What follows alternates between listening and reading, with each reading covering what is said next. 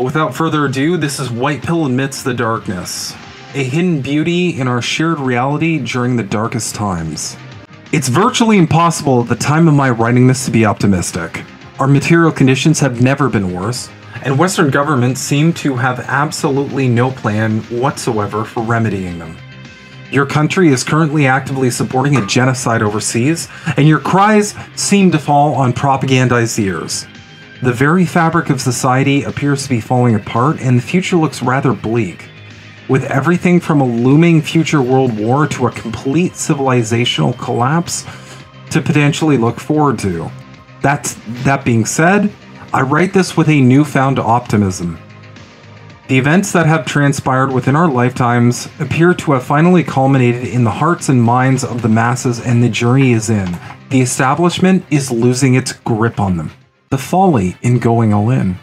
I hear a lot of talk amongst my peers of our so-called leaders overplaying their hand lately in terms of how they're handling recent events. From the pandemic to foreign affairs, and even how they're trying to manage the expectations of ordinary citizens. There's a lot of theories as to what specifically is going on here, but as I can only speak for myself, I can only share mine, and my theory is that this is far more simple than others may have suggested it is. Simply put, the rich and powerful provided society with a very helpful lesson on the dangers of hubris. As a more recent example, take how the corporate press and your elected officials are treating the ongoing horrors over in Palestine. They're using the same propaganda tactics that we've seen countless times before, with not a care in the world about whether or not people will connect the dots, having been duped countless times before. Essentially, the play is always the same. We have to do this thing that you would otherwise oppose because of this evil force over there. This might work if an entire civilization didn't watch this exact play unfold time and time again. Remember the war in Iraq? I've argued many times that capitalism rewards the most disordered and narcissistic amongst us, which is important in understanding the apparent contempt that our leaders have for us. They think so little of you and I that they not only hope, but expect that we have the wool pulled over our eyes once again with the exact same manipulations that we previously awakened to years after they were employed. Oops, there's a cat in the bag. The hubris I'm speaking of appears to be our leaders' potential undoing as well. Our younger generations are not only pushing back, they're shoving. The establishment has lost the trust of its subjects, and it's quite likely that this won't be regained anytime soon. Virtually every single narrative that the powerful must run in order to maintain their dominance is being challenged by ordinary, everyday people. And it's becoming painfully clear that nobody at the top expected this to actually fucking happen. You can see their panic in the frantic, inconsistent reactions through elected officials and the media companies they own whenever there's significant dissent regarding one event or another. Icarus, without Daedalus there to warn him, flew straight to the sun in his ascent and fell from grace, so to speak. This isn't just the politically educated either. Every single day, I speak to ordinary, normal people who openly speak about their mistrust of their leaders and their faithlessness concerning the system we're all muddling under. The lack of trust in our governing bodies is amplified to the extent that there's a collective eye-rolling whenever there's a new narrative being handed down. And I do believe that this period in society will be viewed, looking back, as a major turning point in how our society moved past the broken way of doing things that we're currently fucking stuck in. They know there's no turning back now. Make no mistake, our rulers know that we're not buying what they're selling any longer. They just don't have any recourse. After all, the propaganda worked before, so why wouldn't it continue to work?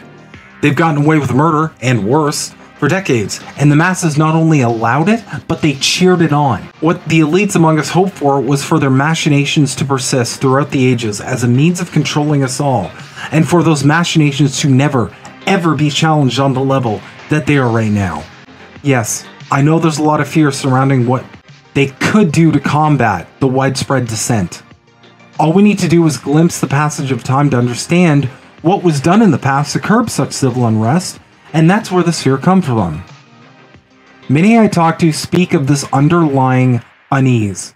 Like everyone's waiting for the shoe to drop, and if there's some lurking great tragedy on the horizon that everyone's expecting.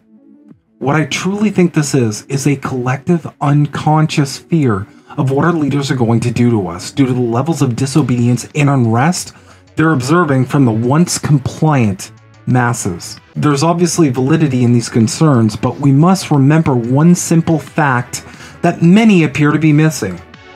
Our leaders need us. They need our labor, and they need our purchasing power, or the corporations they exist to serve will crumble to dust.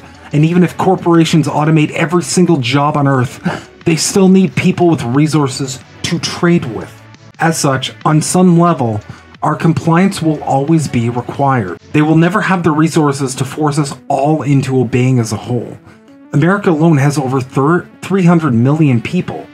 No amount of police, drones, weird robot flamethrower dogs, or any other dystopian nightmare the elite cook-up will ever be able to handle that amount of people.